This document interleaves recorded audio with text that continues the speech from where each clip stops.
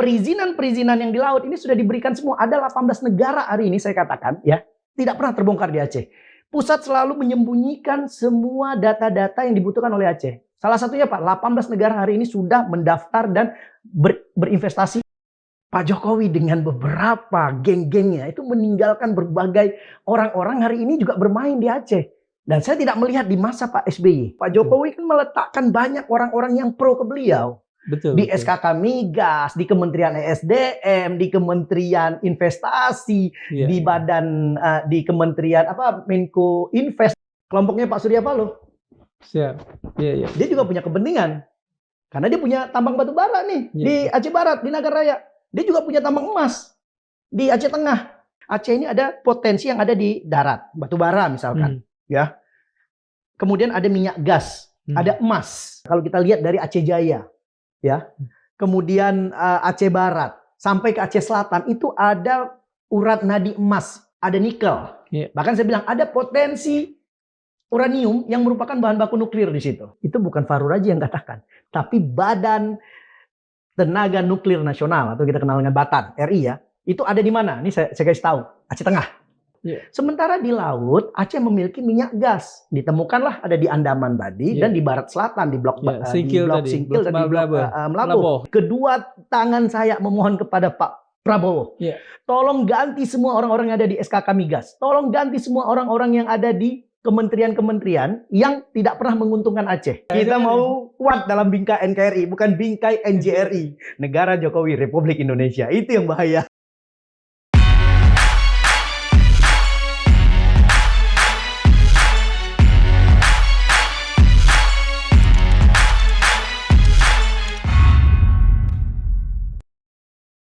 Bismillahirrahmanirrahim. Assalamualaikum warahmatullahi wabarakatuh. Sobat Madilog, 4 pulau itu telah dikembalikan kepada pemilik aslinya, Aceh.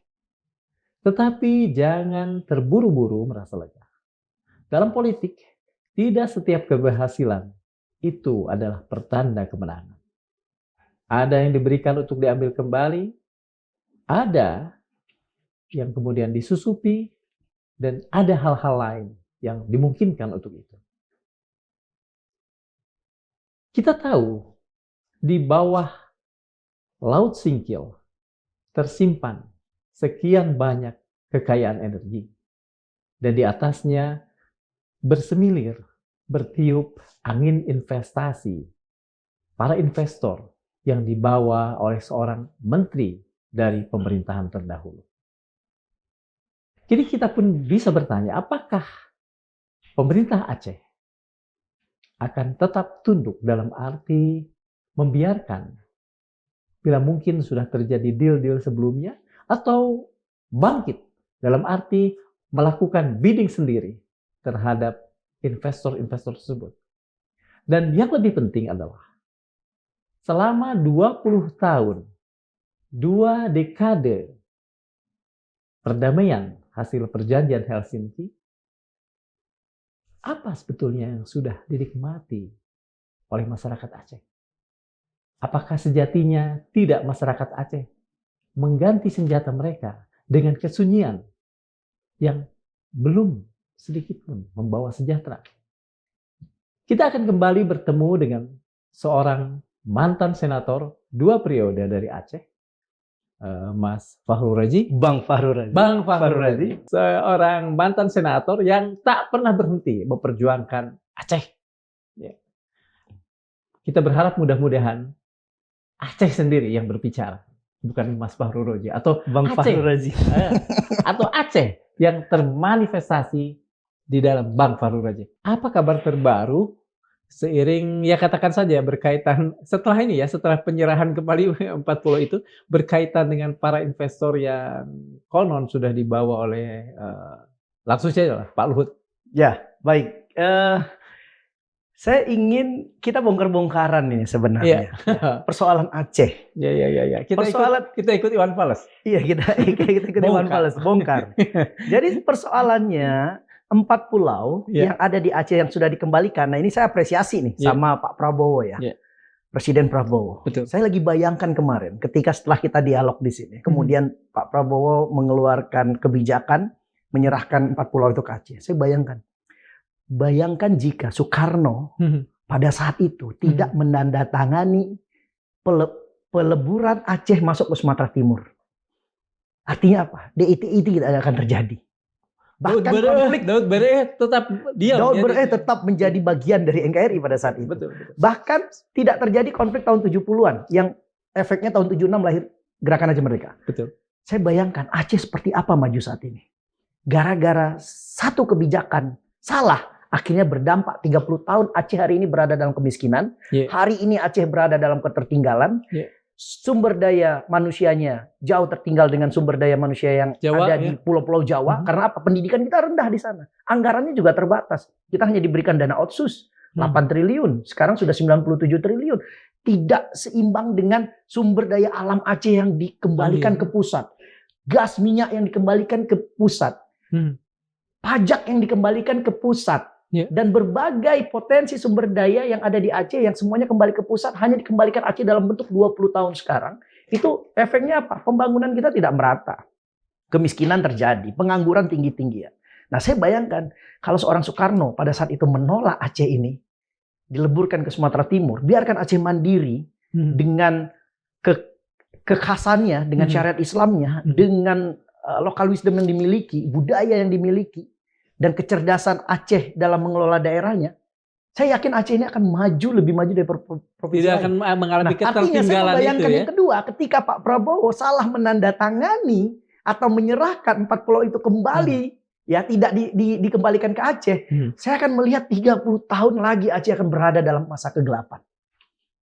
Ini yang harus kita jelaskan kepada publik bahwa persoalan 4 pulau ini kan sudah saya katakan, ini kan kotak Pandora. Akan membongkar persoalan yang lebih besar. Apa itu perjanjian MOU Helsinki? Kenapa ada perjanjian MOU Helsinki? Ada 30 tahun konflik Aceh. Sehingga diberikan Aceh ini janji oleh pusat untuk mengelola daerahnya sendiri. Silahkan mandiri, mengelola sumber daya alamnya sendiri. Silahkan memajukan daerahnya sendiri. Nah, hari ini menjadi sebuah tanda-tanda positif ya di pemerintahan Prabowo. Jadi trust building masyarakat. Momentum yang sangat penting. Masyarakat Aceh kembali kepercayaannya terhadap pusat itu sangat tinggi sekali. Oleh karena itu saya katakan, tapi Pak Prabowo ya saya ingatkan, ini belum berakhir 4 pulau ini.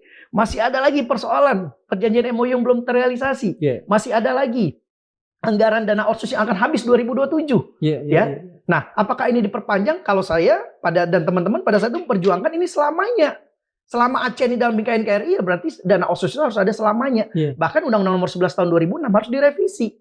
Revisinya apa? Agar dana otsus itu selamanya. Nah, kemudian yang kedua, sumber daya alam yang ada di Aceh itu biarkan diserahkan buat Aceh. Aceh kan juga dalam bingkai NKRI. Betul. Serahkan aja buat pemerintah Aceh yang hari ini dipimpin oleh Muzakir Manaf, berbagai sumber daya alam yang ada di Aceh. Nanti kita bongkar sumber daya alam apa saja. Tapi yang pasti adalah ini akan menjadi efek tidak baik apabila di kemudian hari muncul lagi keputusan yang merugikan Aceh.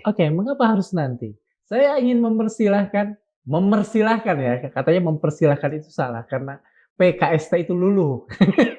Bahasa Indonesia. Saya ingin mempersilahkan Bang Fahrul untuk menguak sebetulnya apa saja kekayaan alam, terutama sumber daya alam yang ada di Aceh. Baik, kita lihat dari dua konteks. Konteks global dan konteks nasional. Jadi Aceh ini sebenarnya satu provinsi yang berada di ujung Sumatera sebagai pintu gerbang Indonesia wilayah barat. Namun satu sisi dia merupakan gadis cantik yang dijaga agar tidak diambil oleh negara lain. Tapi di sisi lain juga dia tidak diberikan kesempatan supaya dia menjadi provinsi yang kaya dan makmur. Dipingit tapi tidak dipercantik. Dijaga, tidak dipercantik, bahkan dikerdilkan ibarat bonsai. Jadi Aceh itu sampai kapanpun dia akan dibonsaikan.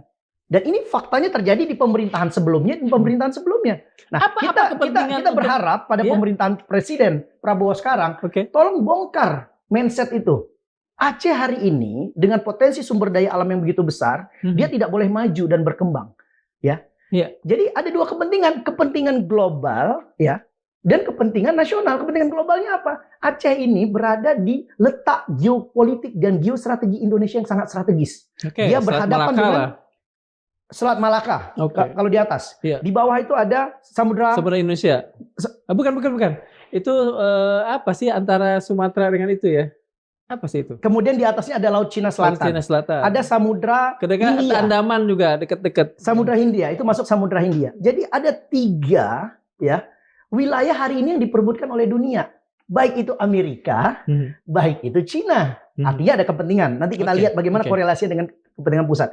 Orang-orang ya, oknum-oknum yang di pusat ini juga punya kepentingan untuk menjalankan baik itu bisnis pribadinya maupun dia menjadi agen ya, kaki tangan global ya untuk dia mencoba mengeluarkan regulasi-regulasi yang menguntungkan kedua kekuatan ini.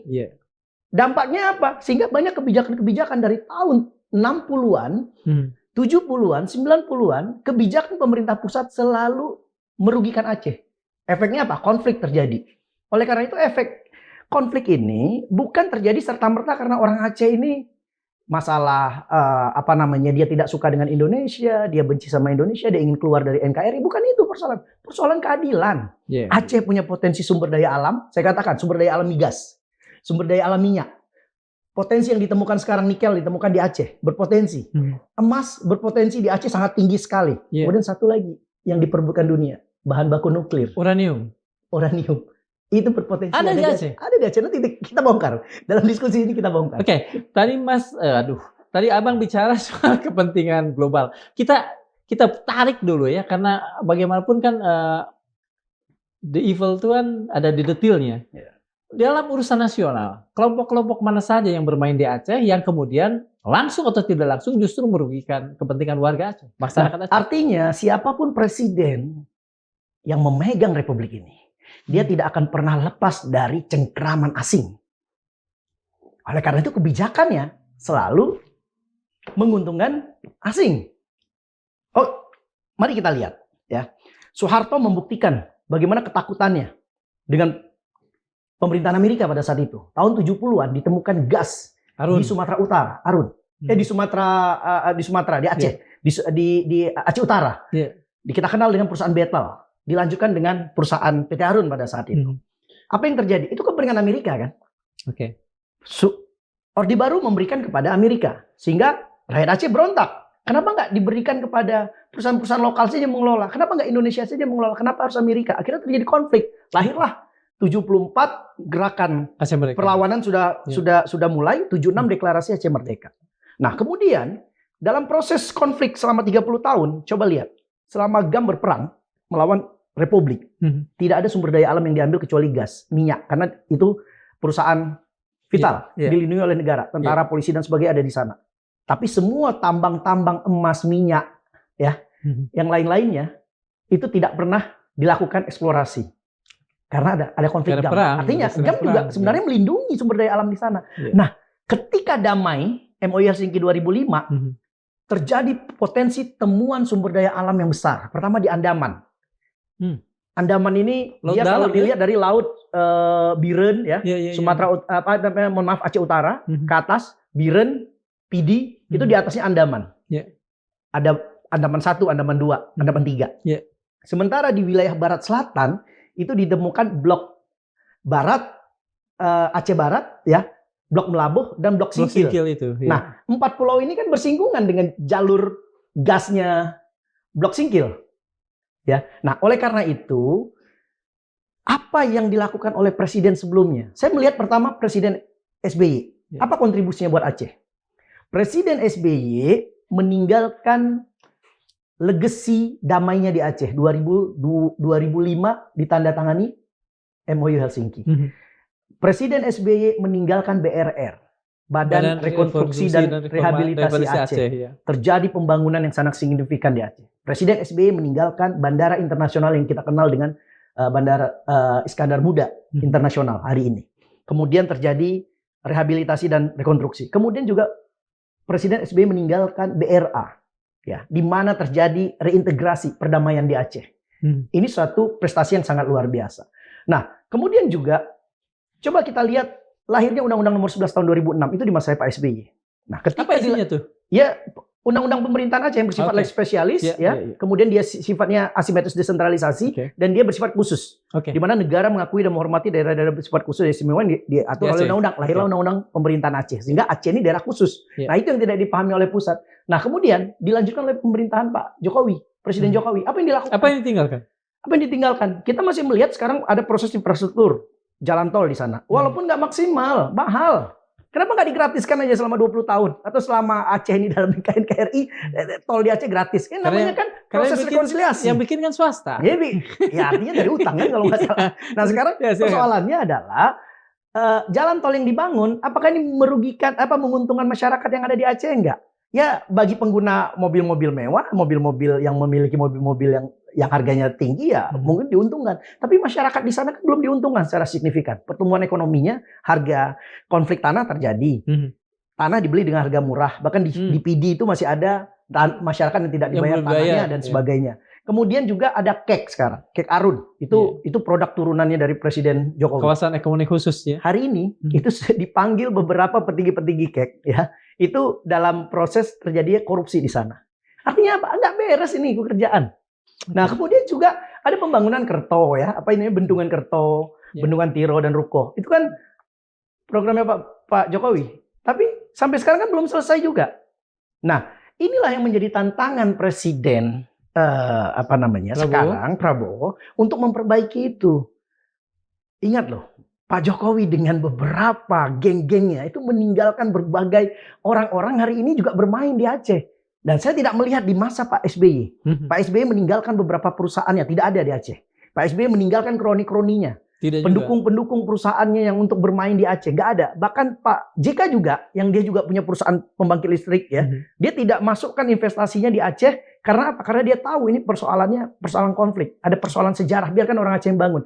Tapi di masa Pak SBY dilanjutkan ya, itu juga tidak ada kroni-kroni perusahaan, pemain-pemain yang merupakan gengnya Pak SBY itu dibiarkan di Aceh. Tapi sekarang di masanya Pak Jokowi kemarin ya, berbagai perusahaan-perusahaannya yang punya afiliasi ya dengan Pak Jokowi, dengan Solo. Dengan Solo ya. Itu kan bermain di Aceh. Bahkan mengatur pilkada kemarin. Itu pilkada kemarin di Aceh. Ya kan? Pertama ini mohon maaf saya katakan, Pak Prabowo itu kan suaranya nggak terlalu signifikan karena framing yang dibentuk. Gitu loh. Framing yang dibentuk supaya apa? Udah jangan pilih Pak Prabowo karena Pak Prabowo punya histori militer selama di Aceh dan sebagainya. Nah di sisi lain suaranya sebelum kan tidak signifikan. Sebelum kemana-mana, saya ingin fokus juga ya. Ini satu lagi yang menarik. Pak Muzakir Manaf pada saat itu kan terancam juga, hampir tidak menang.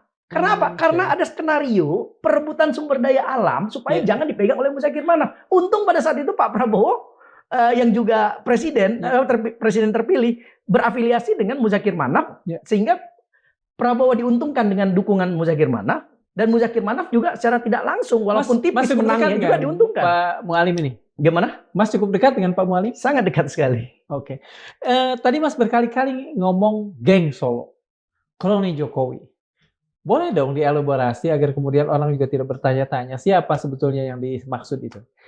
Saya ingin katakan ya, masa zamannya Pak SBY, berbagai regulasi yang turun, undang-undang partai politik lokal turun. Muncul impres mengenai pelaksanaan MOU Helsinki di masanya Pak SBY.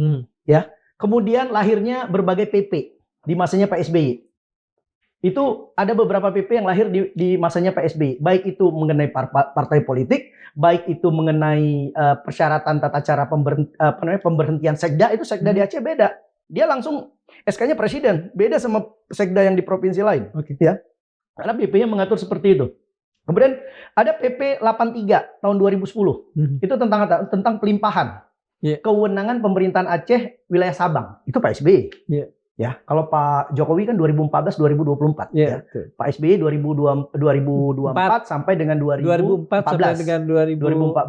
Kemudian juga kewenangan pemerintahan Aceh yang bersifat nasional di Aceh. Itu produknya Pak SBY. Walaupun PP ini belum maksimal ya, artinya ada beberapa pasal-pasal yang mencoba mereduksi kekhususan Aceh ya, dan juga undang-undang pemerintahan Aceh, tapi juga yang sangat penting Pak SBY meninggalkan undang-undang tahun 2015 PP ya, PP nomor 23 tahun 2015 tentang pengelolaan sumber gas minyak. Nah, ini yang sekarang terjadi di Aceh. PP sudah diberikan, lahirlah Badan Pengelola Migas Aceh, BPMA. Iya. Nah, ini ada yang nakal ini, SKK Migas. Nggak mau diserahkan kepada BPMA. Ini terjadi loh. Kasus sekarang 4,7 triliun. Aceh setiap tahun kehilangan uang dari pengelolaan yang harusnya diserahkan Apakah ke Aceh. SKK Migas ini Anda tengarai sebagai bagian dari geng Solo yang belum juga Anda jelaskan? Nah, artinya gini, gengnya Pak Jokowi, ketika masanya, ini kan tadi masanya Pak SBY ya. Betul. Ketika bergeser ke masanya Pak Jokowi kan meletakkan banyak orang-orang yang pro ke beliau. Betul. Di betul. SKK Migas, di Kementerian ESDM, di Kementerian Investasi, Iya, di iya. badan, di Kementerian Menko Invest dan sebagainya. Sehingga ini kan secara ekonomi Aceh ini secara ekonomi nggak bisa berkembang, ibarat bonsai tadi. Betul. Berkembang tidak boleh, miskin juga tidak boleh. Kalau miskin nanti minta Akan- merdeka, iya, dan akan jadi kalau persoalan. maju terlalu maju dan sejahtera diambil oleh negara lain kan. Sehingga Aceh itu dibuat seperti bonsai. Nah, orang-orang inilah yang bermain melalui regulasi. Dia keluarkan peraturan menteri, dia keluarkan peraturan-peraturan turunan undang-undang pemerintahan Aceh yang mereduksi kekhususan Aceh. Apa yang terjadi? Aceh ini boleh kerjasama dengan luar negeri, tapi dibatasi. Aceh boleh mengelola minyak gas 200 mil, tapi dibatasi jadi 12 mil. Aceh boleh mengelola gas 70% milik Aceh, tapi faktanya direduksi lagi menjadi 30%. Karena apa? Ada kepentingan orang-orang inilah yang tidak punya niat Boleh ikhlas saya bertanya untuk begini? membangun Aceh. Inilah yang menghancurkan sebenarnya. Kebebasan-kebebasan itu tertuang dalam regulasi apa? Kemudian pembatasan itu dilakukan melalui regulasi mana? Nah, artinya gini, Undang-Undang Pemerintahan Aceh ini lahir kan karena ada perjanjian MOU Helsinki. Ya, betul. Dasarnya kan Undang-Undang Dasar 45, pasal 18B. Lahirlah Undang-Undang Pemerintahan Aceh. Undang-Undang Pemerintahan Aceh turunannya ada PP. Berarti undang-undang ya? Iya, Undang-Undang Pemerintahan Aceh ada PP. Iya. Nah, itu juga ada PP, 15 PP belum turunan Undang-Undang Pemerintahan Aceh 15 belum selesai sampai sekarang. Nah, yang sudah selesai ya, kita lihat ini banyak terjadi reduksi, pelemahan terhadap undang-undang khusus di Aceh. Apa yang terjadi? Pengelolaan minyak gas yang harusnya diberikan ke Aceh, ya 70%, Aceh nggak dapat 70%, 30% juga nggak dapat. Termasuk Blok Andaman. Itu kan Aceh. Akhirnya kan ada perubahan lagi, 49%. Kan terjadi penurunan lagi. Itu siapa yang bermain? Oknum-oknum ya yang ada di ditinggalkan lembaga-lembaga oleh Pak tadi. Jokowi. Oleh karena itu saya minta Pak Prabowo dengan kedua tangan saya memohon kepada Pak Prabowo. Tolong ganti semua orang-orang yang ada di SKK Migas. Tolong ganti semua orang-orang yang ada di kementerian-kementerian yang tidak pernah menguntungkan Aceh. Termasuk kasus 4 pulau kemarin. Ini kan peninggalan-peninggalan rezim sebelumnya. Hari ini Pak Prabowo harus buktikan dengan pengembalian 4 pulau. Dia juga harus berani sebagai strong leadership. Rubah semua orang-orang yang merupakan kepentingan masa lalu. Dia rubah dengan orang-orang yang benar-benar cinta ya terhadap pemerintahan sekarang dan cinta terhadap Aceh. Itu yang penting. Toh juga Aceh sudah merdeka dalam NKRI. Kenapa harus ditakutkan Aceh ini maju dan menjadi sebuah daerah yang berkembang dengan potensi sumber daya alam tadi. Nanti kita bedah seperti apa sumber daya alam yang ada. Nah, itu tadi sumber daya alam. Saya kembali lagi. Kan ada sekian banyak ya, termasuk uranium. Sebetulnya yang sedang dimainkan atau akan dicoba dimainkan atau barangkali ada beberapa yang sudah dimainkan geng Solo ini sumber daya alam apa saja? Nah, artinya gini.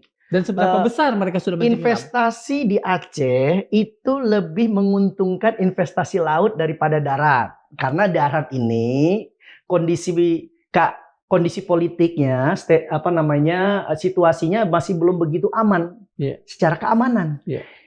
Ada beberapa medco di Aceh Timur misalkan itu juga minyak, ya. Kemudian minyak gas. Kemudian juga ada beberapa project cake dan sebagainya. Ini kan kalau menurut saya kecil-kecil semua. Tapi kalau kita lihat dari peta, ya, Aceh ini ada potensi yang ada di darat, batu bara misalkan, ya. Kemudian ada minyak gas, ada emas, ada nikel. Bahkan saya bilang ada potensi uranium yang merupakan bahan baku nuklir di situ. Sementara di laut Aceh memiliki minyak gas. Ditemukanlah ada di Andaman tadi dan di barat selatan di blok Singkil dan di blok Melabuh. Nah, ini yang digarap pertama apa yang di darat dulu. Walaupun perizinan-perizinan yang di laut ini sudah diberikan semua. Ada 18 negara hari ini saya katakan ya, tidak pernah terbongkar di Aceh. Pusat selalu menyembunyikan semua data-data yang dibutuhkan oleh Aceh. Salah satunya Pak, 18 negara hari ini sudah mendaftar dan berinvestasi untuk dengan kata lain, kepentingan yang ada di sana. Ngomong saja tidak ya kepada pemerintah Aceh. Ini kan informasi publik. Saya waktu jadi ketua komite 1, saya bongkar semua. Saya tahu data itu, tapi masyarakat kan tidak dikasih tahu. Anggota DPR, anggota DPD, dan pemerintah, orang-orang Aceh yang ada di pemerintah pasti tahu itu, tapi tidak dikasih tahu. Pemerintah saja tidak dikasih tahu. Pemerintah Aceh saja nggak dikasih tahu. Bahkan kita saja yang di parlemen itu banyak yang tidak tahu kalau tidak mencari tahu sendiri. Apalagi rakyat Aceh. Jadi ada 18 negara ya yang boleh elaborasi coba melirik Aceh. Apa aja itu? Oke, tadi Amerika ya. Oke. Yang pasti gini. Ini kan ada dua kekuatan blok ya. Yeah. Blok Amerika dan blok apa sih namanya? Cina. Yeah. Ya. Ini kita bongkar nih satu-satu. Amerika, Cina. Blok Amerika ya. Itu kalau kita lihat dari beberapa investasi yang sudah ada, ya. Ini kan mereka punya beberapa kepentingan. Ya, Aceh tahun 70-an itu Amerika yang kuasai. Yeah. Minyak gas di sana termasuk di Papua itu ada Freeport, termasuk Chevron yang ada itu yang ada di Pekanbaru dan sebagainya. Itu Amerika juga. Nah, ini yang ada di Aceh, PT Arun, ini kan banyak meninggalkan luka kan? Ada masyarakat yang dipindahkan dari Blang Pulo sampai sekarang relokasinya nggak jelas kemana. Kemudian ada pembagian hasil nggak ada. Sekarang kan jadi besi buruk di sana. Coba lihat apa hasilnya PT Arun buat Aceh. Aceh masih dalam kemiskinan, apalagi di Aceh Utara, provinsi kabupaten yang miskin di sana. Nah, mari kita lihat. Singapura pertama. Afiliasinya kemana? Amerika ya? Amerika. Oke. Singapura ada 31 paket yang sudah diajukan untuk investasi di Aceh. Yang kedua Malaysia. Malaysia ini agak netral, sama. Malaysia, Indonesia, Brunei itu dia netral. Istilahnya bebas aktif. Dia tidak ke Amerika, tidak ke Cina. Tapi secara kepentingan ekonominya, dia cenderung ke Cina. Gitu. Kemudian Malaysia ada 23 paket yang sudah mengajukan investasi di Aceh. Cina itu ada 21 paket. Ya, termasuk batu bara. Ya. Kemudian Korea Selatan. Itu Amerika, afiliasinya Amerika, ya. Ada 19 paket. Kemudian Belgia, Amerika. Amerika juga. Hong Kong, itu udah pasti. Enggak, Cina. Sorry. Inggris, Amerika. Inggris itu ada 5 paket usulan investasinya. Swedia, Amerika juga. Belanda, ya. Amerika Serikat 3 paket. Jepang, Amerika juga 3 paket. Artinya apa? Ada 18 negara yang sudah berinvestasi, ya. Baik itu dalam bentuk migas, baik itu dalam bentuk pariwisata, kemudian dalam sektor-sektor lainnya. Ini sudah dilirik, termasuk Uni Emirat Arab kemarin. Kapan mereka memasukkan itu? Tahun berapa? Di masanya Pak Jokowi. Dan itu tidak terbongkar.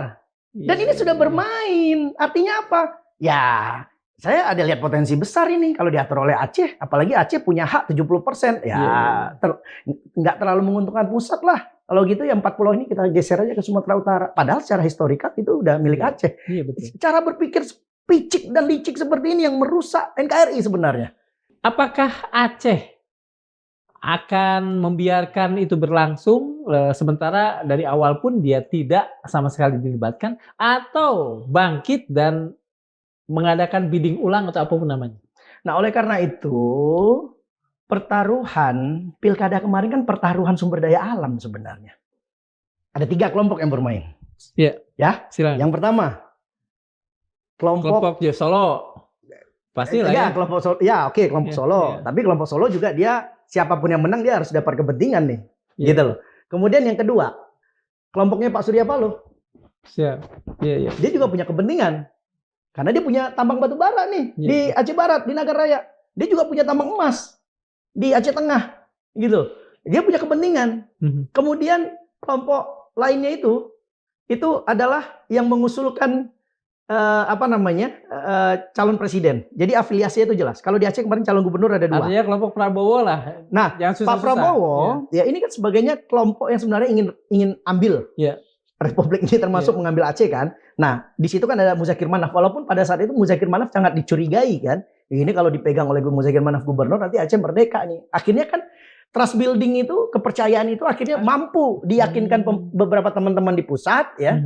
Baik itu pihak keamanan, intelijen dan sebagainya, bahwa ini kedekatannya Pak Prabowo dengan Muzakir Manaf sangat dekat. Sehingga yang terjadi apa? Skenario untuk menggagalkan Muzakir Manaf kemarin di pemilu itu gagal kan?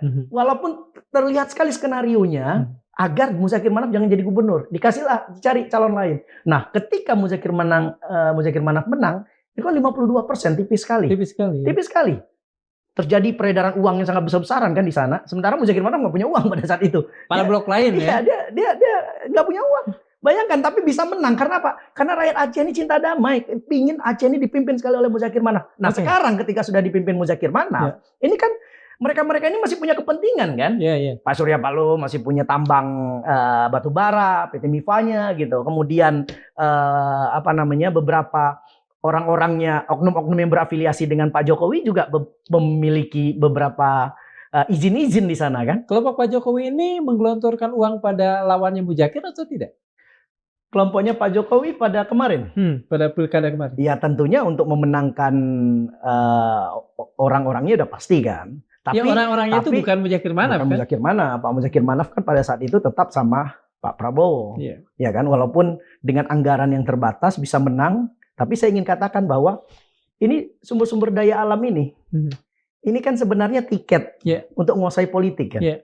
Kita menguasai sumber daya alam berarti kita menguasai politik. Satu izin IUP itu 5 miliar. Sementara untuk naik pemilu di Aceh, DPRD, DPR provinsi sampai ke DPR RI. DPR RI saja 20 sampai 25 miliar yang terpilih sekarang. Makanya saya tanya, ada nggak anggota DPR RI yang bersuara kemarin hanya beberapa orang? Yang lain mana? Gitu loh. Untung ada DPD beberapa orang yang bersuara. Kita apresiasi juga gitu. Nah, ini kan menunjukkan bahwa kos politik terlalu besar karena apa? Kepentingan sumber daya alam di Aceh itu sangat tinggi sekali. Gitu. Nah, oleh karena itu, Pak Prabowo berani nggak mengganti semua orang-orang yang ada di beberapa BUMN, termasuk Pertamina, EP dan SKK Migas. Itu kalau dibiarkan, termasuk di beberapa kementerian investasi dibiarkan, SDM dibiarkan, orang-orang yang tidak pro Pak Prabowo itu akan memberikan catatan buruk kembali 5 tahun ke depan. Percayalah. Buat rakyat Aceh. Iya, sama. Saya tergelitik dengan tadi pernyataan bahwa uang yang diberikan oleh kelompok Pak Jokowi, katakan gampangnya, itu tidak pada Muzakir Manaf, tapi pada kelompok lain. Apakah itu kemudian bisa kita artikan bahwa Muzakir Manaf ini akan berhadapan dengan kelompok yang katakan saja mendukung investor-investor lama? Ya jelas, artinya perizinan itu sudah diberikan. Aceh itu setelah gubernur definitif ada beberapa PLT gubernur. Beberapa PLT gubernur memberikan izin, bahkan perpanjangan PT Mifa Batubara saja di masa transisi PLT. Bahkan beberapa izin tambang saja emas itu diberikan masa PLT. Itu dibolehkan nggak? Kalau nggak salah kan PLT tidak bisa melakukan apapun. Loh, sekarang apa sih nggak boleh dilakukan oleh Republik ini? Kalau sudah punya kuasa, abuse of power itu kan dianggap sebagai angin lalu. Sebenarnya gubernur definitif yang bisa melakukan itu. Tapi yang di Aceh terjadi kan PLT seakan-akan dia menjadi gubernur definitif. Bahkan dia banyak kebijakan-kebijakan dia lakukan itu ujung-ujungnya apa? Ijon politik. Iya. Ijon politik. Bayar dulu, kemudian bayar dulu. Makanya kenapa beberapa calon-calon gubernur itu, mohon maaf ya, ada calon gubernur yang dapat tiket kan, dapat tiket partai tanpa harus bayar mahar gitu loh. Dengan suara kursi melawan Muzakir Manaf yang didukung oleh Gerindra pada saat itu, Demokrat mendukung, ya kan, kemudian PKS mendukung Muzakir Manaf. Kemudian, karena memang untuk dihadapkan. Ya, sementara partai-partai lain ini kan berhadapan sama Muzakir Manaf. Karena apa? Ada kepentingan sumber daya alam. Selalu saya katakan kepentingan sumber daya. Nah, oleh karena itu saya minta Pak Muzakir Manaf ini kasih kesempatan beliau 5 tahun itu untuk perbaiki. Karena ini akan berbahaya. Dia nggak akan bisa bekerja kalau orang-orang yang memegang kunci-kunci terhadap regulasi yang dikeluarkan itu masih dipegang oleh orang lain. Ini bahaya. Muzakir Manaf seorang gubernur, dia harus punya strong leadership, dia harus tegas. Strong leadership, tegas itu apakah berarti kemudian menganulasi semua atau menghapus semua ketentuan-ketentuan yang dilakukan oleh PLT yang jelas-jelas melanggar itu? Ini kan jawabannya ketika 4 pulau kemarin, meragukan kan awalnya. Orang ragu sama Muzakir Manaf, dia mampu nggak sih? Tapi ketika 4 pulau ini dikembalikan, Pak Prabowo mendukung Aceh, akhirnya kan terbalik bahwa Pak Muzakir Manaf ini punya power, dia punya hubungan langsung sama Pak Prabowo untuk meminta, Pak, kalau bisa ini orang-orang yang merugikan Aceh, kebijakan-kebijakan dikeluarkan oleh PLT semuanya dihapuskan. Dia bisa lakukan itu. Awalnya orang nggak percaya, nggak yakin, tapi sekarang saya ingin katakan inilah bukti bahwa efek dengan mengembalikan 4 pulau itu akan memiliki political multiplier effect yang sangat besar terhadap kebijakan-kebijakan Aceh ke depan. Oleh karena itu, bagaimana ketika Muzakir Manaf pulang dari Jakarta disambut oleh rakyat Aceh, mulai dari bandara, di Pesejuk, ini kan rasa kebanggaan. Kita kembali lagi punya gubernur yang kuat. Seperti itu. Itu katakan saja urusan lokal. Sekarang berhadapan dengan 18 negara yang barangkali juga sudah bikin MOU dan lain-lain. Mungkin saja juga sudah ada uang keluar dari mereka. Apa yang bisa dilakukan oleh Muzakir? Dengan katakan saja gabungan Muzakir dengan Pak Prabowo terhadap ke-18 negara yang sudah. Pertama, pemerintah pusat dan pemerintah Aceh harus berani mengevaluasi semua perizinan, itu satu. Yang kedua, menarik alih semua tambang-tambang yang ada di Aceh untuk diserahkan kepada rakyat Aceh, itu kuncinya. Biarkan rakyat Aceh yang mengelola. Nah, mari kita lihat ya. Pertama, potensi gas yang ada di Aceh. Ya, kita jelaskan ada 4 potensi tadi. Pertama, gas, minyak. Yang kedua, emas, ya. Yang ketiga, nikel. Yeah. Yang keempat adalah potensi nuklir. Oke. Bahan baku nuklir. Yeah. Ya, uranium dan bahkan di Selawah sudah ditemukan jauh-jauh hari apa itu? Geotermal, panas bumi. Panas bumi. Iya. Panas bumi. Seperti di Kamojang itu ya. Iya. Nah, sekarang kita lihat. Pertama adalah Andaman, ya. Ada Andaman 1, ada Andaman 2 dan Andaman 3. Dan yang sudah ditemukan itu masing-masing berpotensi, ya. Itu ada 6 TCF, triliunan kaki kubik, ya.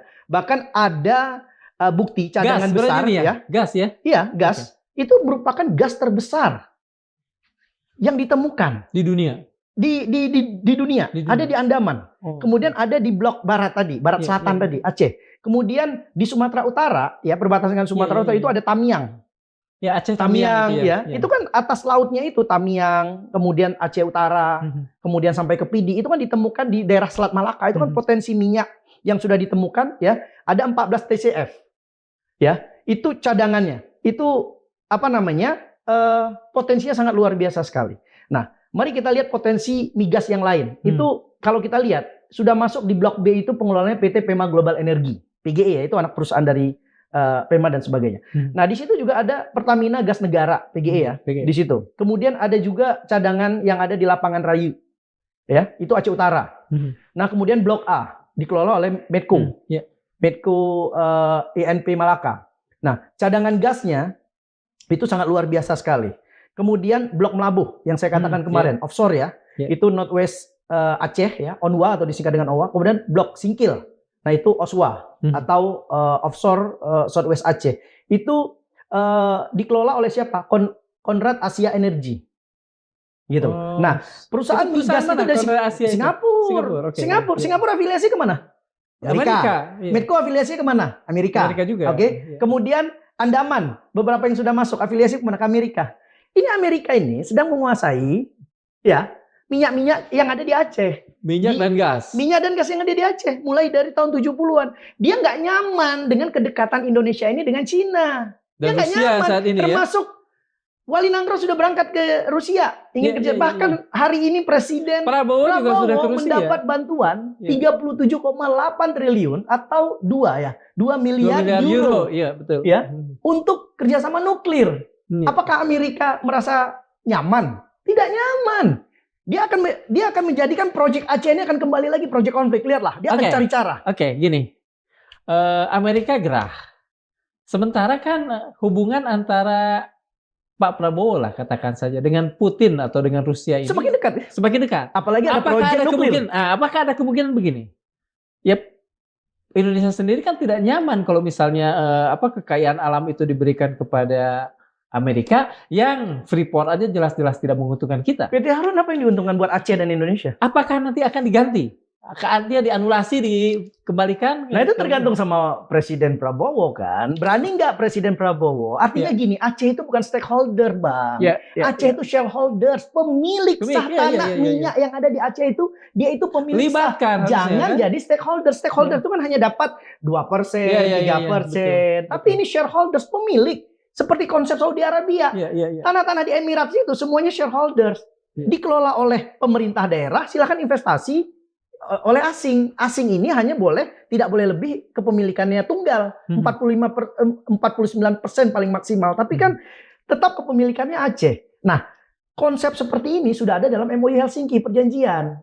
70% bahkan dikelola oleh Aceh. Tapi ada yang nggak nyaman dengan perjanjian ini. Terutama 10 tahun terakhir. 10 tahun terakhir. Boleh saya itu. tanya nih soal itu. Pada saat kepemimpinan Pak Jokowi yang kemudian di saat itu 18 negara ini masuk dengan ngambil beberapa paket itu, ada ijon yang sudah masuk kira-kira? Gimana? Kan tadi Abang bicara soal ijon tuh.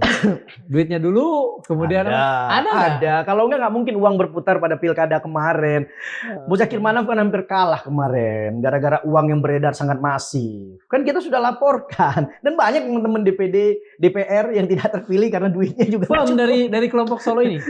Firm. Ya, saya nggak ingin katakan kelompok Solo, tapi ini afiliasinya kan ke sana. Siap. Kepentingannya kan itu, gitu loh. Apalagi mohon maaf ya, yang punya kepentingan investasi di Aceh, yang hari ini terang-terangan bicara di media siapa? Pak Luhut kan? Iya, betul. Pak Luhut itu menteri investasi maritim, investasi, ya kan? Ya. Artinya maritim dia pegang, investasi dia energi dia pegang, investasi dia pegang, dan satu lagi kelautan dulu. Pariwisata. Oh, kan? pariwisata ya. Ya, maritim kan masuk kelautan. Iya. Siap. Kurang apa? Yang ada di Aceh kan ada semua. Minyak, gas semua itu kan masuk maritim, masuk investasi, masuk energi. Nah, sekarang bagaimana kondisinya? Apalagi beliau selain Menteri Menko ada berapa jabatan di luar dari itu? Banyak sekali kan? Nah, sekarang beliau di Dewan Ekonomi Nasional. Kita mudah-mudahan beliau berpihak ke Pak Prabowo juga. Bantu Aceh. Boleh dong kita berpikir agak nakal. Apa itu? Jadi urusan banyaknya posisi ini tidak kemudian kongruen atau sama dan sebangun dengan kapabilitas, tapi pada kepentingan itu. Ternyata. Kalau saya jadi Pak Luhut nih, dan pada saat itu saya megang posisi yang strategis. Saya akan kembangkan bukan hanya di Sumatera Utara, Bandara Internasional Polonia, apa yang sekarang tuh? Kuala Namu, iya betul. jadi internasional kan. Tapi di situ juga beliau di kampungnya itu di Danau Toba kan ada bandara internasional juga yang dibangun oleh berkat dukungan Pak. Ini termasuk Danau Toba menjadi estimasi internasional, wisata internasional. Nah, kalau saya jadi Pak Luhut pada saat itu, saya berpikir NKRI, saya berpikir Aceh. Apa yang saya lakukan? Saya bangun Sabang. Kenapa saya bangun Sabang? Saya jadikan bandara internasional ini sebagai hub internasional menuju Asia Selatan. Saya jadikan Sabang dan Aceh ya, bandara Iskandar Muda, mohon maaf, sebagai transit hub menuju ke Saudi Arabia, Mekah, Jeddah. Orang haji itu perlu penambahan minyak. Artinya berapa uang yang diterima Aceh untuk minyak, belum lagi air, ya kan? Itu kapal yang transit. Berapa banyak kapal yang bolak-balik selama ini ke Australia selalu melewati udara Aceh. Apa untung Aceh? Nggak ada kan? Harusnya pajaknya kan masuk ke Aceh. Nah, ini harus dibangun. International hub ini ke Asia Selatan, itu Hindia dan sebagainya. Ke Timur Tengah, itu ada ke Jeddah, ada ke Timur, Abu Dhabi, ada ke Qatar, ada ke Uni Emirat Arab, ke Malaysia, Thailand. Ini kan harus dijadikan hub. Sabang ini harus dijadikan sebagai hubnya ya, laut. Kenapa? Karena sekarang Thailand dengan kepentingannya ingin menguasai regional maritim, dia buka KRA. KRA itu bahasa Thailandnya Thai. Ya, KRA ini, terusan KRA, ini kan dibuka oleh Thailand. Itu habis tuh Malaka ya? Itu Selat Malaka habis. Makanya potensi masa depan ke depan, secara geopolitik dan geostrategi, Samudra Hindia akan menjadi wilayah yang diincar oleh dunia. Ya, diincar oleh dunia. Karena apa? Karena di situ mengandung minyak gas. Kemudian, ya, Sabang, ya, mendekati Andaman, saya ingin katakan, pusat latihan kapal selam terbaik di dunia salah satunya ada di Sabang. Oleh karena itu Samudra Hindia di ujung itu ya, itu kan ada armadanya militernya India. India ini kan sekarang negara Asia Selatan yang superpower memiliki nuklir, negara nuklir. Ya. Kemudian Amerika memiliki pangkalan militer ya di pangkalan militernya Amerika ya. Kemudian di atas ya, itu di utara di Selat Malaka itu kan ada potensi Natuna di situ. Kan ada konflik antara Indonesia dengan yang Cina juga, Natuna dengan Cina kan. Nah, itu kan potensi yang sangat luar biasa juga. Nah, sekarang bergeser karena apa? Jaraknya itu kan antara pulau dengan pulau 1,7 mil. Terjadi tabrakan, tumpahan minyak. Jalurnya menjadi kotor. Nah, potensi ke depan itu ada di Samudra Hindia. Samudra Hindia ini tahun 70-an, tahun 71, Amerika sudah membentuk apa sih namanya, pangkalan militer di Diago, di atas, Andaman di atas. Itu India sudah membentuk, apa namanya, India juga membentuk pangkalan militer. Kita Indonesia nggak punya Bakamla yang di sana. Bahkan Kodamar juga nggak punya, harusnya kan dibangun. Kalau saya jadi pemimpin, apalagi kalau saya jadi Pak Luhut ya, apalagi kalau sekarang bisa saya seandainya jadi Pak Prabowo, saya buka ini Sabang. Karena dengan dibukanya KRA, ya, dibukanya KRA, potensi Singapura ya itu mati. Iya. Singapura kepentingan siapa? Amerika kan? Dengan kata Makanya lain Amerika, sebetulnya Aceh itu di masa depan akan menjadi sangat bersinar harusnya ya. harusnya kalau berani diambil kebijakan. Karena apa? Ini apa namanya, Sabang ini potensi besar. Ketika KRA ini dibuka, transitnya di sana.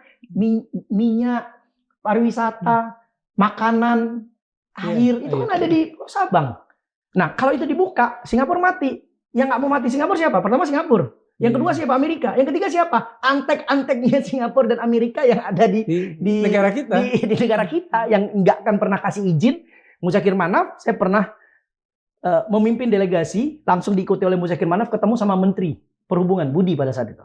Apa yang kita minta? Minta izin hub Aceh Airlines dari Aceh ke Qatar. Nggak diizinkan sampai sekarang. Karena apa? Takut kalau dibuka. Muzakir Manaf hari ini berjuang untuk apa? Buka Sabang. Kalau orang-orang yang ada di belakang ini masih pro rezim lama, dia nggak akan bisa buka ini. Karena apa? Kalau ini dibuka, Sabang dibuka, Sabang akan maju, Aceh akan maju, Singapura akan tertutup, mati. Karena apa? Jalurnya itu udah sedikit. Orang akan bergeser semuanya. Jadi kalau ke Australia hari ini kan lebih dekat jalur selat apa namanya, Samudra India. Di situ yang diuntungkan siapa? Aceh, Aceh Jaya, Melabuh gitu loh, termasuk Pulau Nias, termasuk wilayah Sumatera yang ada di berbatasan dengan Samudra India. Ini yang harus dipikirkan seperti itu. Berani nggak pemerintah pusat melakukan itu? Secara geopolitik dan geostrategi, Aceh berada dalam titik yang sangat strategis sebagai pintu gerbang Indonesia wilayah barat. Buka kalau mau Aceh ini maju. Itu kuncinya. Oke. Tadi kan Abang katakan bahwa hubungan Abang dengan Mualim ini sangat dekat. Tadi juga menemui Menteri Perhubungan pun bersama-sama dengan Muzakir Manaf. Abang tadi mengungkap banyak data tentang potensi Aceh, tentang apa namanya kemungkinan Aceh ke depan kalau misalnya kebijakan-kebijakan yang pro Indonesia, bukan pro Aceh, yang pro Indonesia sebagai NKRI itu dijalankan. Apakah data yang Abang berikan itu juga sudah diketahui oleh Mualim? Dan dengan itu kemudian Mualim berani untuk meminta lah katakan. Sebetulnya kan tidak meminta itu daerahnya. Ya, sebenarnya gini, Muzakir Manaf ini memiliki konsep bagaimana dia ingin membangun Aceh. Dasar pemikiran konsep Muzakir Manaf itu sederhana. MOU Helsinki direalisasi. Karena persoalan ini sudah dibicarakan di Helsinki, bagaimana Aceh ini berhenti perang, kita damai, potong senjata, tapi dengan catatan, kasih Aceh kesejahteraan. Kompensasinya itu. Kompensasi perangnya, ada dana integrasi, ada reintegrasi, dan sebagainya. Sehingga pada saat ini, sudah dibaca dengan potensi yang ada. Aceh ini nggak perlu hidup dengan dana otsus. 8 triliun itu terlalu kecil. Betul. Dibandingkan saja sumbangan Aceh, minyak yang sudah diambil Aceh, pajaknya saja, itu 40 triliun. 4 triliun aja rugi aja setiap tahun, 4,7 triliun dengan kebijakan yang dilakukan oleh SKK Migas. Ini kan bahaya sekali. Ya, ini temuan Yara ini saya katakan. Kemudian, saya ingin katakan juga bahwa Muzakir Manaf sudah membaca potensi itu semua. Bagaimana sebenarnya kan kebijakannya, karena kita ini provinsi yang masih di bawah NKRI, tetap keputusan ada di presiden kan. Pak Prabowo harus berani mengambil sikap bagaimana membuat grand design dan blueprint Aceh ke depan dalam posisi geopolitik dan geostrategi di Samudra Hindia, di Asia Pasifik, ya, kemudian yang ada di Selat Malaka dan sebagainya. Ini potensi yang sangat besar sekali. Dan potensi perubahan akibat KRA itu juga harus dipikirkan betul. Sangat besar sekali. Karena apa? Ini efeknya sekarang gini ya. Dengan adanya sumber daya alam di sana, sumber alam yang ada di laut Samudra Hindia dan Selat Malaka yang ada di Andaman dan sebagainya, apa yang terjadi? Tahun 70-an Amerika sudah memblok. Mereka punya punya program besar ya. Itu Indo-Pacific Command ya. Indo-Pacific. Ya. Itu proyeknya Amerika di sana. Dan ini kan besar ini. Sampai dia mendirikan di apa namanya? Ditutup ya, apa namanya? Armada militer yang ada di Filipina dia pindahkan ke wilayah Samudra Hindia. Ya, itu ada di Diego Garcia. Diego Garcia itu antara Aceh dengan Andaman itu di sebelah bawahnya. Itu ada pangkalan militer, ya. US Naval Support Facility. Itu Diego Garcia. Itu kapal-kapal induk kan berlabuhnya di sana tuh, bukan berlabuh ya, bersandar atau karena apa mereka namanya punya proyek yang disebut dengan Asia Pacific Command itu dia sudah baca ada potensi konflik. Sekarang Cina konflik sama Jepang. Kemudian juga Korea Selatan konflik sama Korea Utara. Ya kan? Cina konflik sama Taiwan. Kemudian juga India India sama Pakistan. Pakistan pro-nya kemana? Ke India. Ke Cina. India ke Amerika gitu kan. Taiwan pro-nya kemana? Amerika. Sementara Cina ke Cina gitu kan. Nah, sekarang Iran dan Israel pro-nya kemana? Amerika. Iran pro-nya kemana? Bukan pro, maksudnya didukung oleh siapa? Cina juga, karena ada garis obor, One Belt One Road itu masuk Aceh, ya kan? Kemudian ada jalur sampai ke Teheran. Jadi Iran ini tetap akan didukung oleh Cina nanti ke depan. Dan perang sekarang, mohon maaf ya, ini saya jelaskan. Sekarang perangnya itu, perang laut itu menjadi perang yang menentukan, tapi tetap secara digital. Ini saya jelaskan. Kalau dulu itu kan kita masih ini kan masih pakai airborne nih, early warning, masih pakai Heron, persenjataan udaranya gitu kan, F-156, J dan sebagainya. Kemudian pakai Hermes dan sebagainya, ya 450. Kemudian kalau daratnya itu high mobility, ya. Kemudian ada juga yang tanker. Ada juga yang kapal tank, ya, dan sebagainya. Kemudian di generasi kedua itu sudah pakai kapal selam yang lebih canggih lagi, ya. Tipenya itu sudah naik. Bahkan dia sudah nonton Mission Impossible belum? Sudah. Itu lebih canggih. Itu menggunakan artificial intelligence. Soal entity itu ya. Entity. Nah sekarang di next generation-nya itu pesawat fighter jet-nya itu non awak. Bahkan Cina sudah menciptakan beberapa senjata dengan drone, ya. Amerika juga yang sama. Ini kan perang antara dua kekuatan yang ujung-ujungnya di tengah ini siapa? Indonesia. Di ujung baratnya siapa? Aceh kan. Nah, ini harus diperhatikan bahwa sebenarnya Aceh ini menjadi gadis seksi yang diperebutkan secara global. Yang bermain siapa? Aktor nasional. Aktor nasional nggak sadar kalau dia menjual republik ini kepada asing dengan kekuatan ini gitu loh. Setelah naiknya Pak Prabowo sebagai presiden, seberapa kuat geng Solo ini masih mengobrak-abrik Aceh? Terbukti 4 pulau kemarin itu kan produk siapa? Geng Solo ya. Oke. Yang kedua, mengenai turunan undang-undang pemerintahan Aceh yang ditinggalkan sekarang, itu kan harus dihapus semua tuh, harus dikembalikan. Pertama undang-undang pemerintahan Aceh, undang-undang pemerintahan Aceh harus direvisi. Berikan Aceh kewenangan, ya, lex spesialis sesuai dengan MOU Helsinki. Baru muncul undang-undang pemerintahan Aceh yang baru. Baru turunan PP-nya diperbaiki semuanya. Sehingga Aceh secara regulasi aman. Nah, sekarang orang-orang ini masih memiliki jabatan-jabatan strategis di pusat.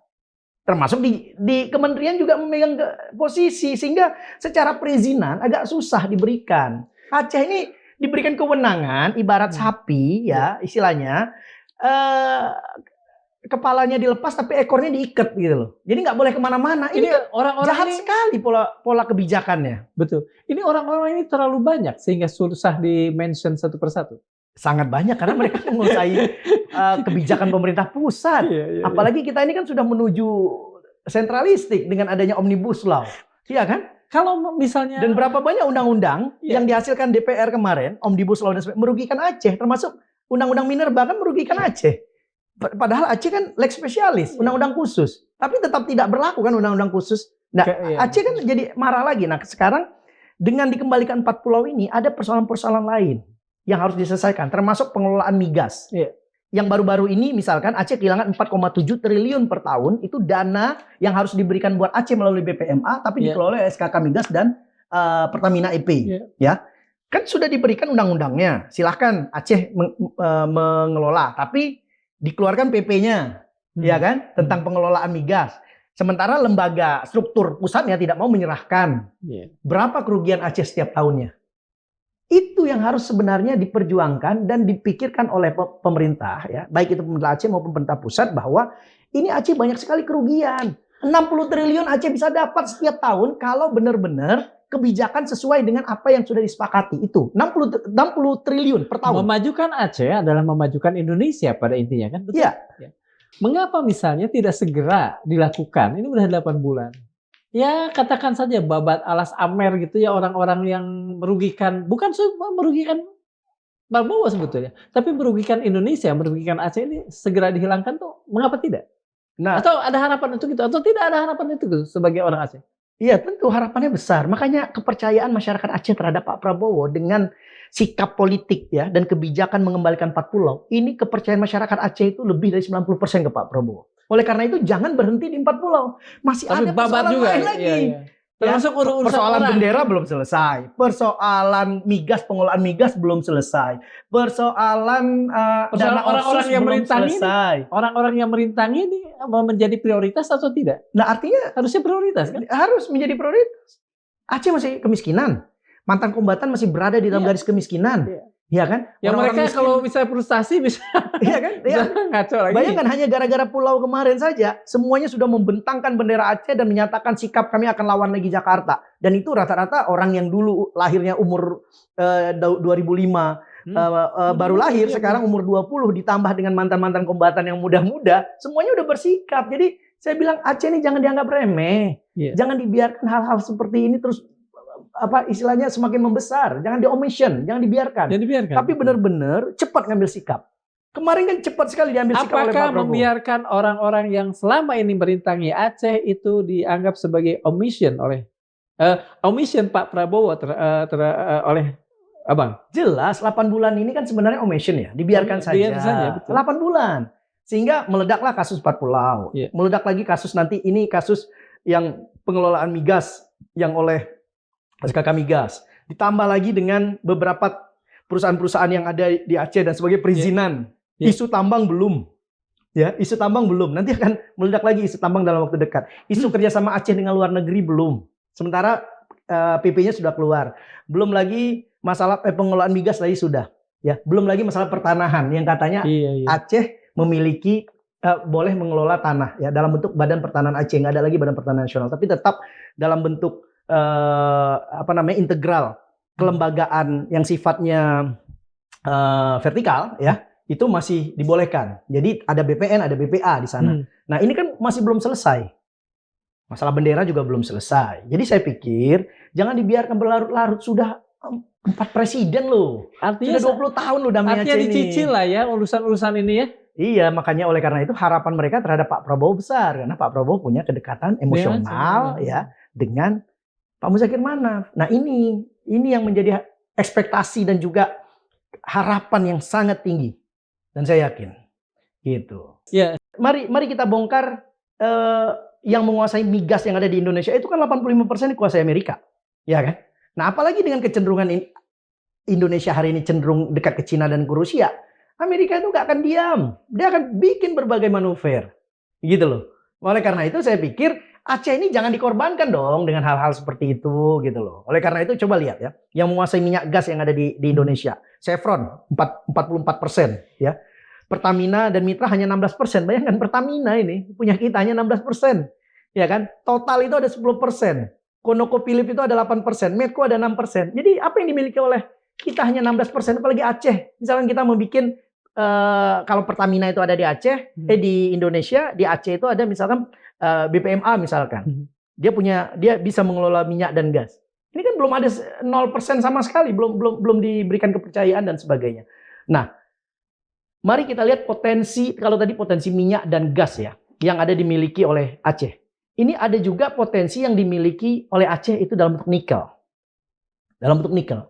Itu Kementerian SDM itu sudah menemukan beberapa potensi. Terlepas ada di Sulawesi dan juga ada di Maluku Utara. Di Aceh juga dimiliki potensi itu. Cuman ini kan belum dieksplorasi. Karena apa? Karena memang butuh waktu, butuh tim, butuh anggaran yang besar dan sebagainya. Oleh karena itu sebenarnya kenapa nikel ini menjadi seksi di era sekarang? Karena migas itu sudah ditinggalkan. Ke depan tidak ada lagi mobil-mobil minyak, akan bergeser ke baterai, ke listrik. Bahan bakunya nikel. Gitu. Kemudian potensi yang ketiga apa? Emas. Kalau tadi minyak dan gas, nikel, kemudian emas. Aceh ini memiliki potensi emas yang sangat besar sekali. Dari Aceh Barat ya, kalau kita lihat dari Aceh Jaya, ya.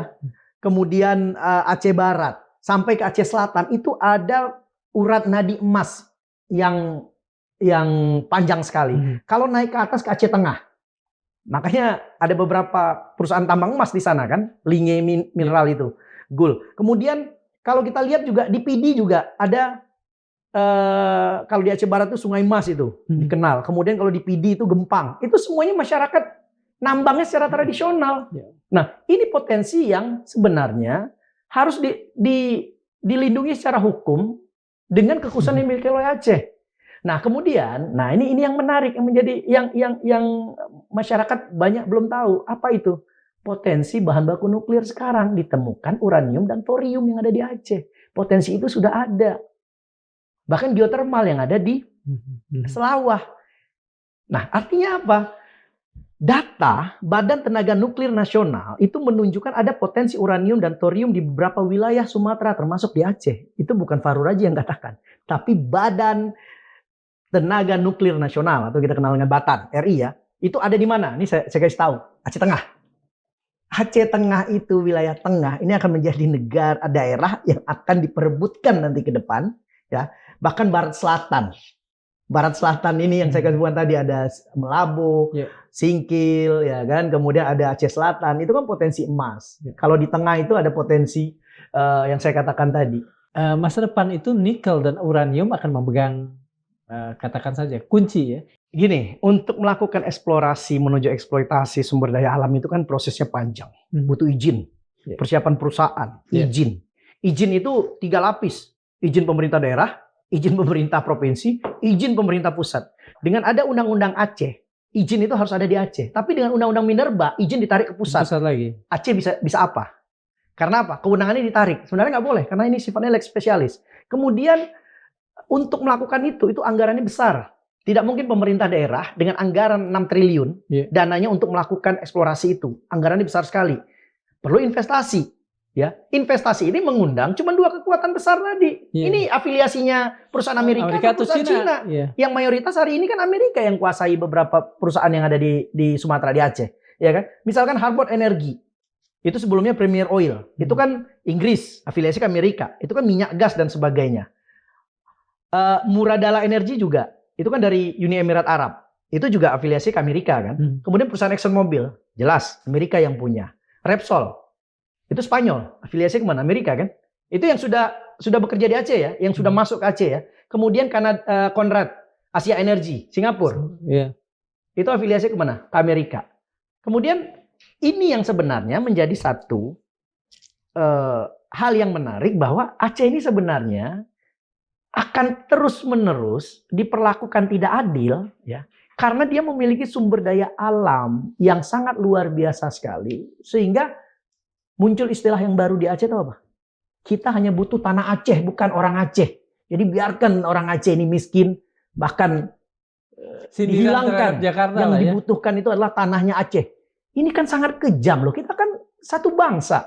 Kasih dong kesempatan orang Aceh itu untuk bangkit, maju. Bangkitnya Aceh, bangkitnya Indonesia. Sejahteranya Aceh, sejahteranya Indonesia. Nah, sekarang bagaimana mengkonektingkan antara Presiden Prabowo dengan Muzakir Manaf untuk benar-benar 5 tahun ini bekerja, ya, merubah kebijakan yang sudah ada, regulasi yang sudah dikeluarkan selama ini yang benar-benar tidak menguntungkan Aceh, ya, tidak menguntungkan kita juga secara nasional, gitu. Kemudian yang kedua, menggantikan orang-orang yang ada di kementerian dan di lembaga-lembaga yang bergerak sekarang di bidang terkait dengan Aceh, itu harus diganti dengan orang-orang yang baru. Menurut saya, orang-orang yang berpikir ke Indonesia dan berpikir ke Aceh. Tadi kan bicara soal kekuatan di luar, itu ada Cina dan Amerika Serikat yang paling telanjang lah kelihatan di Aceh. Apakah bisa kita katakan bahwa geng Solo ini menghambakan diri untuk menjadi proksinya Amerika dalam soal-soal di Aceh? Geng Solo ini kan main 2 kaki.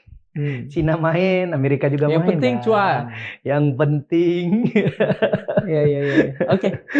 Saya kira Yang penting NJRI, Negara NJRI? Jokowi Republik Indonesia.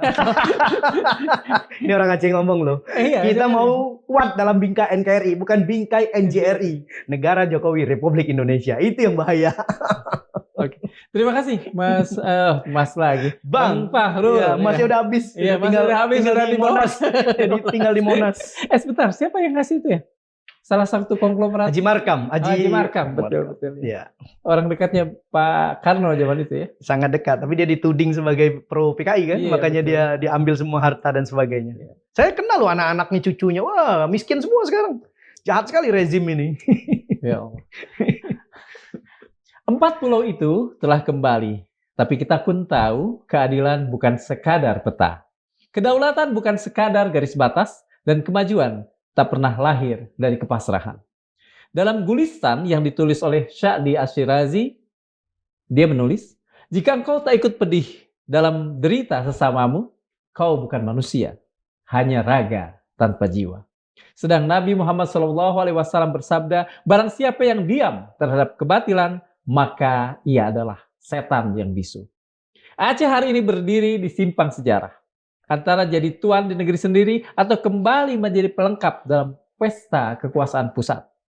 Dan di tengah kerumunan itu, Madilaut tak akan ikut diam. Karena bagi kami, diam bukan pilihan. Pasrah bukan sikap, dan tunduk bukanlah takdir.